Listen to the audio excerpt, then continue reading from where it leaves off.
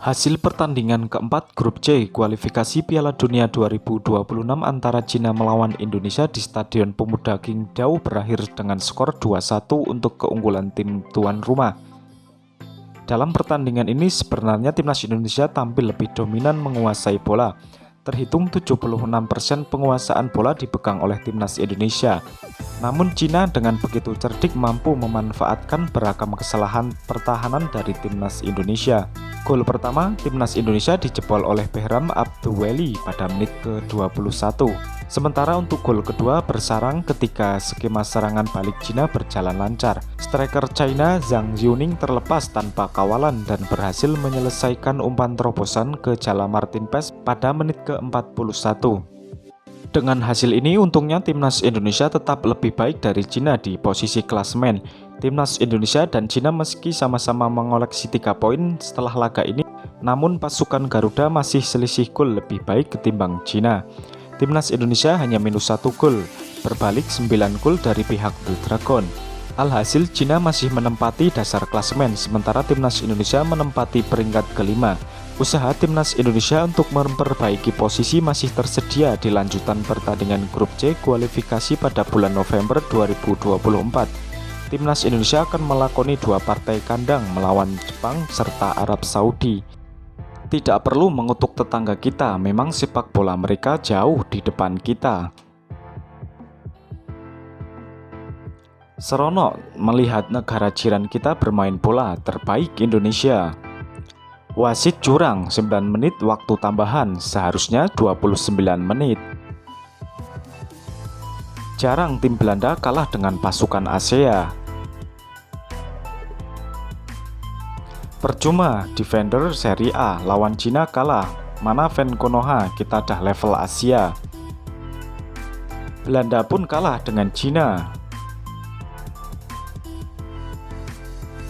Impor dari Belanda ramai pun tak bisa menang. Lebih baik tarik diri sajalah, Indonesia akan melawan Jepang setelah ini. Akhirnya Belanda D tersungkur, harap Pak Erick Thohir panggil lagi 24 player pewarisan. Hebat Cina, boleh menang melawan Belanda. Cara draw sama Cina ada di YouTube Farm. Tutorial nahan imbang Cina di away ada di channel YouTube Farm. STY memang paling hebat strateginya, selain susah ditebak, paling susah juga menang. Sudah kubilang omong kosong saja, dengan tim paling lemah pun kalah. 9 menit pun tak bisa mencetak gol, harus belajar dari tim Arab Bahrain tentang cara mencetak skor di menit akhir. Penuh surat di kantor FIFA lah lepas ini. Jangan bilang wasit curang dong. Cina tiada tandingan walau gunakan pemain Belanda C sekalipun. Puas hati melihat Konoha kalah, tidak sombong sangat lah. Haha, lucunya tim Belanda ini. Cina 2, Indonesia 1, lawan Cina pun ketar-ketir, apalagi lawan New Zealand. Malaysia dulu, Cina hampir kalah dengan Malaysia. Pemirsa, Malaysia dan Indonesia ternyata levelnya hanya di situ-situ saja. Cuma kali terakhir game melawan Cina, Malaysia seri 1-1. Kok Indonesia bisa kalah sama Cina? Eropa boleh kalah dengan Asia, Belanda tim kuat, takkan kalah dengan tim Asia. Indonesia kalah, tapi proyek naturalisasi Pak Erick Thohir berjaya berbanding proyek naturalisasi Pak Midin. Kesalahan Belanda adalah memainkan pemain naturalisasi mereka, Asnawi dan Witan Sulaiman. Masih adakah yang mendukung Indonesia? Kirain udah tidak ada. Ramai pemain impor pun tak bisa menang kah?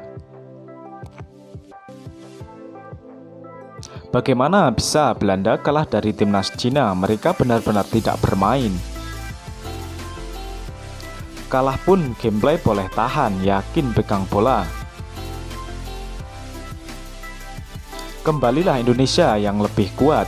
Anda telah bermain sangat baik tapi tidak beruntung. Coba lagi di pertandingan berikutnya. Semoga sukses.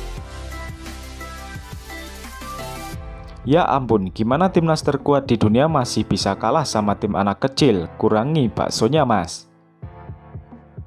Lebih bagus timnas Malaysia, dengan Cina pun seri sampai penyokong dia tak puas hati beli tiket. Adakah ini salahnya wasit juga? Optimis boleh poin lawan Cina, tapi kebobolan juga, sia-sia saja player Belanda. Sudahlah main di SEA Games saja, jangan berangan-angan main di Piala Dunia. Kita harus ingat level SEA Games saja. Pendapatku Malaysia lebih kuat, sebab bisa seri berbanding dengan jiran. Alhamdulillah, tamat sudah perjuangan timnas Indonesia. Kembalilah Anda di bumi nyata. Jangan percaya diri sangat, layak ke Piala Dunia. Indonesia terlalu sombong di awal saja, seolah-olah bakal menang mudah melawan Cina. Tak taunya kalah 2-1. Main di AFF Suzuki Cup saja, nggak usah sibuk ikut Piala Dunia. Basah untuk bermain.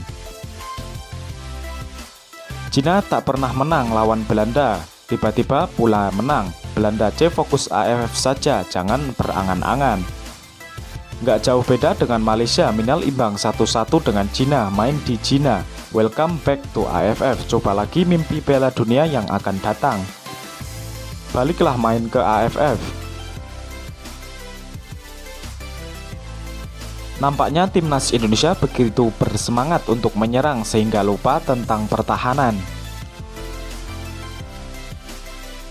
Inilah namanya udah jatuh ketimpa tangga. Tim Belanda Grade C kalah dari banyak pemain lokal Tiongkok, mungkin wasitnya curang lagi. Kualitas sepak bola ASEAN itu sama, jangan mimpi layak ke Piala Dunia. Aku hanya bisa ketawa. Indonesia harus mulai upgrade dari Belanda C ke Belanda C, keluarkan ongkos lagi. Ingatkan tim Garuda, rupanya tim ayam-ayam Belanda.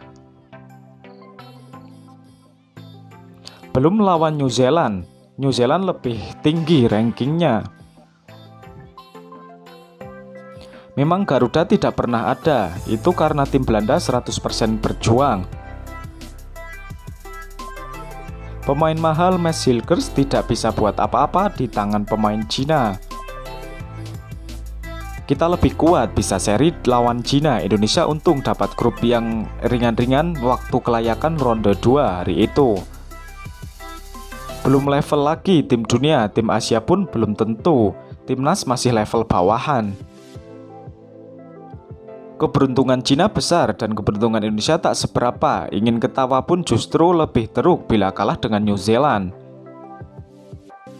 Kalau udah lemah, belajar dengan Malaysia main bola cara ingin melawan Cina. Kukira timnas Indonesia hebat, tapi sayur, pergi beli Belanda A setelah ini. Tidak apa-apa, tidak ada rezeki. Salam dari Malaysia. Permainan Indonesia bagus, nggak kayak timnas Malaysia. Gamenya hancur, nggak ada kemajuan. Asal farm nggak mundur. Kita boleh seri dengan Cina. Mereka dengan tim Cina pun kalah. Tim apa itu?